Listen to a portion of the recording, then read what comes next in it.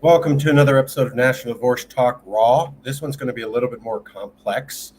We're going to be covering articles from The Atlantic and Politico and Reason Magazine talking about why experts this month predict that there will be even more polarization in America and even more infighting in America, aka leading the groundwork to a civil war. Not our words. That's what the experts are saying. We're going to show you that in just a second and keep you informed about the news that the media doesn't really want to make sure you're too informed about. But first, check out this.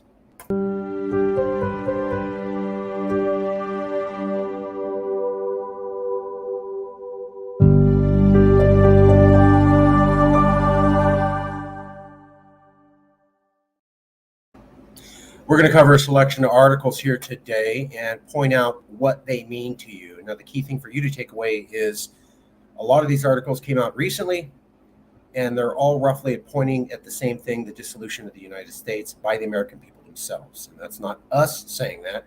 These are foreign policy and policy experts and domestic government experts also saying that. So let me show you the articles, and then we'll come down and explain what exactly they mean.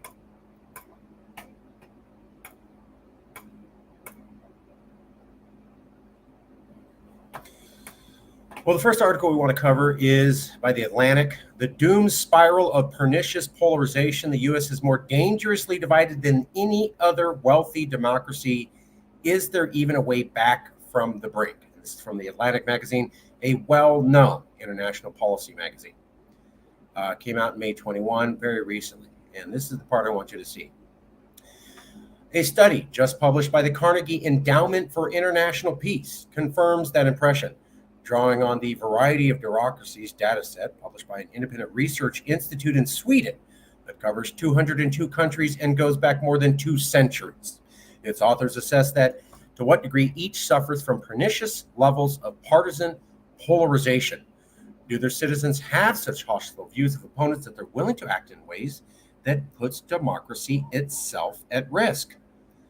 The author's conclusion is startling.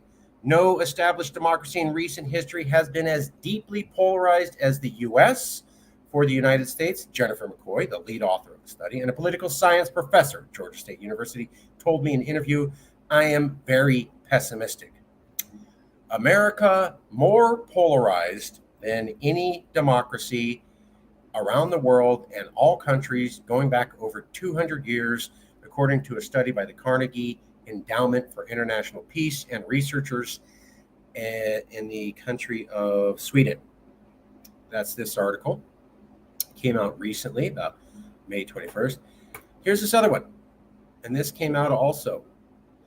Why Trump isn't to blame for the nation's toxic political tribalism. The man who wrote the definitive work on how Americans became more splintered by their politics says the problem has only gotten worse, but there is a solution.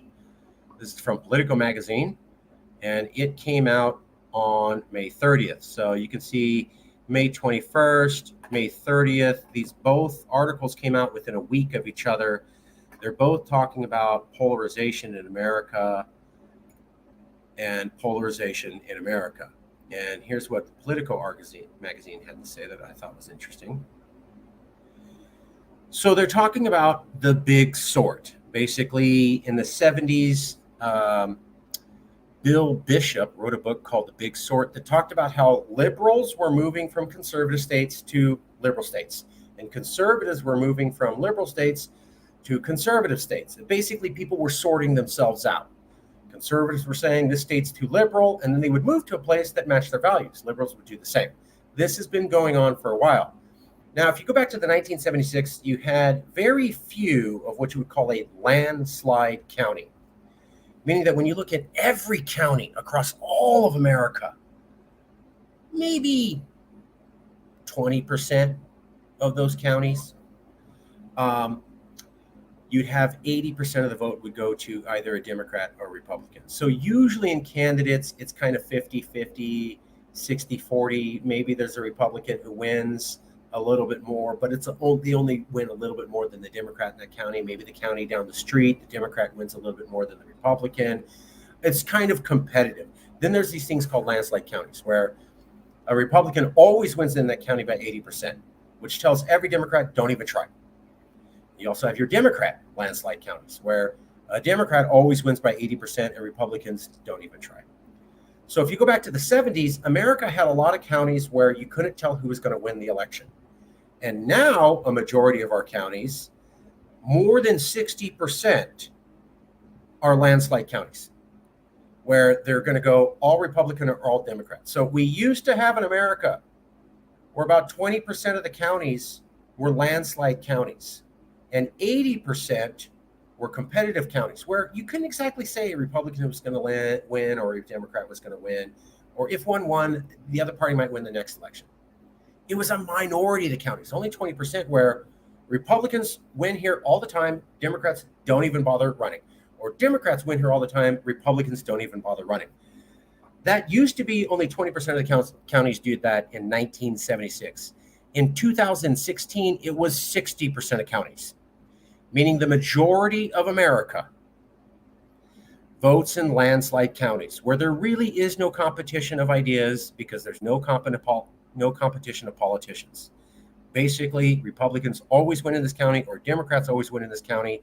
And because of that, you never really debate Republican ideas in that county, or you never really debate Democratic ideas in those county, because why? Democrats going to run, Republicans won't even try to run, and vice versa. Landslide counties are bad. They're bad for democracy. They mean people aren't even really trying to listen to different ideas. You're not even really having a comparison of ideas, and you're not really having a competition of votes. It's kind of given. And what they're saying, Bill Bishop, who wrote this book, and this is being covered by Politico, is this month he's saying the sort between the left and the right has only gotten worse through the years of Trump. And the amount of landslide counties has only gotten worse. And there doesn't seem to be a whole deal on how to pull that back. So this article saying that America is more polarized than any other democracy in the world over the last 200 years. This article saying that America is more polarized than it has been since 1976, and that we've gone about 20% landslide counties to 60% landslide counties. So a majority of America doesn't even have competitive Democratic elections because they're so polarized, they won't even entertain the other party. Both those articles came out within a week of each other, roughly about 2 weeks ago. So they're kind of looking at the same thing. Politico and the Atlantic magazine, two serious political magazines, covering roughly the same topic at roughly the same time. But here's the other thing. This is an article we already covered from Reason magazine. That came out very recently this month. And what they said was, with the right and left at each other's throats, the U.S. resembles Italy in the 1970s when ideologically motivated clashes plunged the country into years of turmoil. We talked about that before.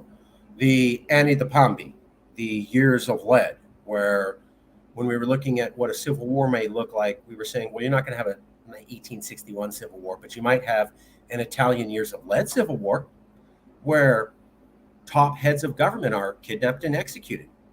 Top judges are kidnapped and executed. Lawyers are routinely assassinated. Judges are routinely assassinated. Police officers are routinely assassinated. You basically have an Antifa and a Proud Boys group that believe it's okay to go and literally kill cops, kill each other, and blow people up, so you get 20 people killed to 100 people killed. Kind of like Iraq is what we came to. That the Italian years of lead, the division of Italian society, that it now looks America, like America's going through, looked a lot like the battle for Baghdad in Iraq. Remember that sectarian violence between Sunni and Shia?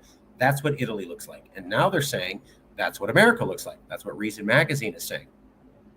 And I just showed you an article from the Atlantic and Politico magazine that are saying the polarization is bad and it's only getting worse.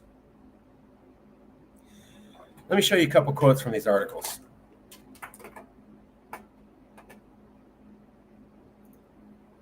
So this was the Bill Bishop one from Politico. He did the big sort. Crippling.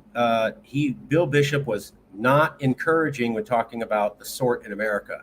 He was saying the big sort has gotten worse, and there's even more polarization and more sorting between left and right in America over the 4 years of Trump. There's that statistic, 1976. lived in one of those 60-40 counties. Now only looking at Republican. Now 2016, it's about 60% landslide counties. Here's the quote from the Atlantic. Carnegie Endowment for International Peace assessed political polarization. No established democracy in recent history has been as deeply polarized as the U.S., the Atlantic magazine. The United States stands out today as the only Western democracy with persistent levels of pernicious polarization found nowhere else on Earth. And this is from Reason. Yes. Now, this is also from the Atlantic magazine.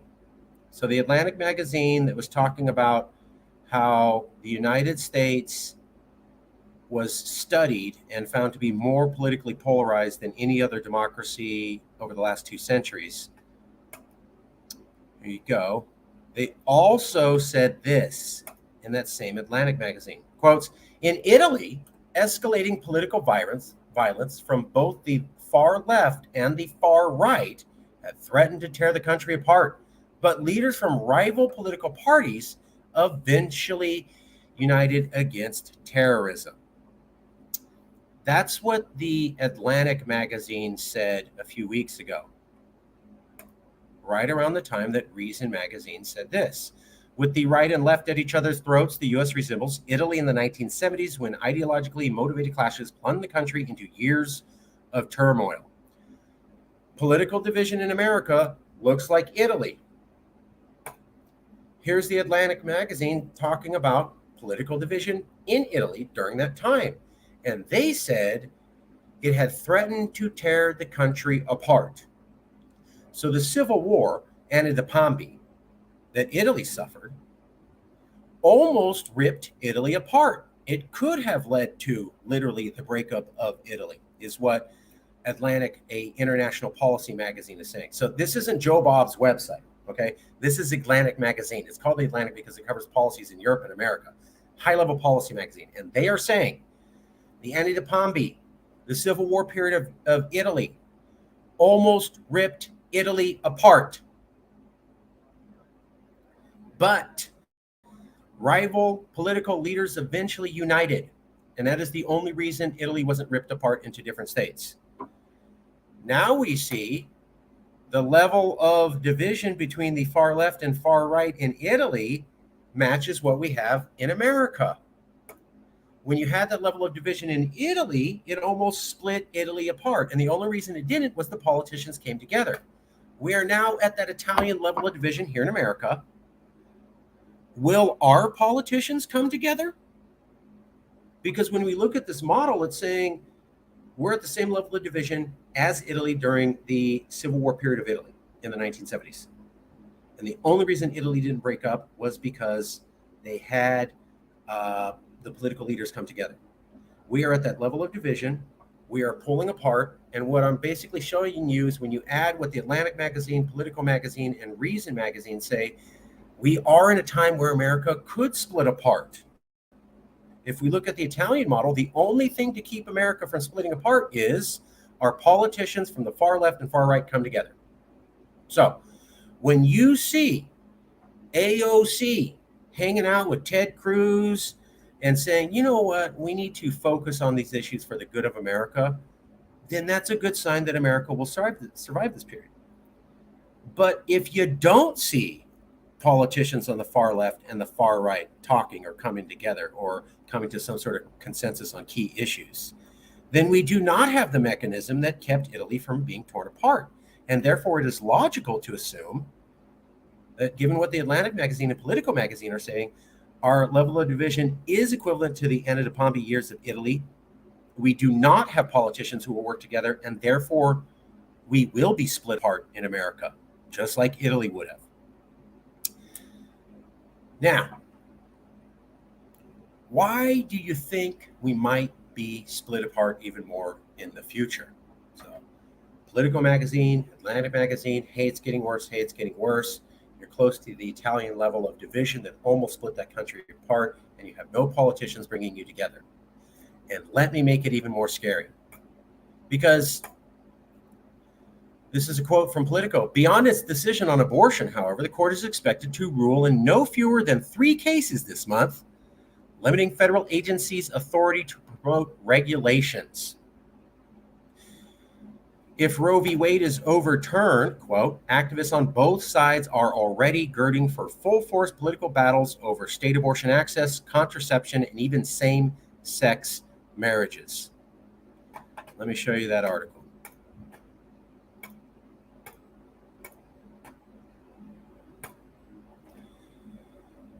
This is from Politico magazine, and look at that title. The Supreme Court could foster a new kind of civil war. That's from Politico, the top political magazine in America, saying there could be a civil war over the Supreme Court decisions. This article came out just a few days ago, and they're saying if Roe v. Wade is overturned, get ready for abortion access problems, get ready for contraception access legal struggles, and get ready for same-sex marriage to be overturned. On top of that, the court is expected to severely reduce the ability of federal agencies to promote regulations. So usually Congress will make a law, and then it will go to that agency. Like if Congress makes an air quality law, it would go to the air quality agency, the federal government, to work out the details of that law. But now the Supreme Court wants to look at it and say, well, actually, that federal agency doesn't get to determine what that federal law says. The states do. So instead of having a federal agency determine what the federal law is, the court is going to strike that down and say, you know, your air quality regulations at the federal level aren't really up to your federal air quality regulators. They're up to the Texas state people to determine. And Louisiana could also interpret the federal regulations the way that they want to. And that would explode unity in America. You would no longer have one federal interpretation of law across 50 states, you'd have 50. And when you have Texas has a different interpretation of law than California, and it's backed by the Supreme Court, you can expect big conflicts, possibly leading to civil war. And if we're going to have abortion overturned, and we're going to have contraception overturned, and we're going to have same-sex marriages ruled illegal, you can also expect a civil war. We're already at the Italian level. It's already getting worse, and we're continuing to sort ourselves. We have already become the most polarized country in the history of basically modern democracies and anywhere in the world.